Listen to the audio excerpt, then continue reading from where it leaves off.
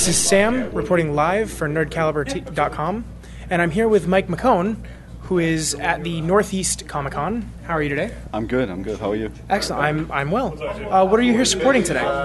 Well, I'm here really as a guest of Jimmy T and Larry from Harris Comics. They asked me to come up, and I was more than happy to do it. Excellent. For our viewers at home that may not know you as well, can you just give us a little overview of some of the things that you've done? Well, I guess people know me for Teen Titans, Fantastic Four, Exiles, Amazing Spider-Man. I've been drawing comics for 20 years, so I've done a little bit of everything. Excellent. And how did you get into the field? I showed my portfolio, actually, to an editor at DC, Dick Giordano, who passed away, sadly, recently. In 1988 in London, and he gave me a job.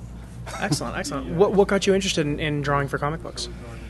Well, I always enjoyed reading comic books when I was a kid, and I enjoyed drawing. And at some point, it was embarrassingly late actually. At some point, I made the connection between the two. Excellent. And it just seemed better than working for a living. Exactly. What would you say your favorite experience in the industry has been? I think actually getting into the industry, getting that initial book to draw. It's all kind of been downhill since then. Isn't it always, though? Yeah. What would you say your favorite comic book is? To work on or to read? Either.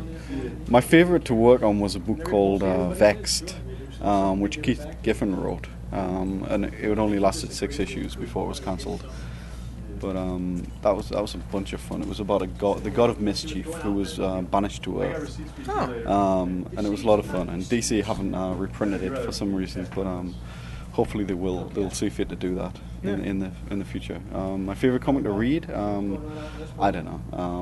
It used to be Fantastic Four when I was a kid. Mm-hmm. So let's go with that. Any particular reason why? Well, I was reading the black and white reprints when I was a kid, which were reprinting the Stan Lee, Jack Kirby stories, and it just seemed that every issue was a new idea, a new adventure. They didn't really produce decompressed comic books in those days. It was 17 pages of just epicness. Awesome comic books, yeah. So and it was in black and white, so I could see the artwork very clearly. Excellent. Which I liked.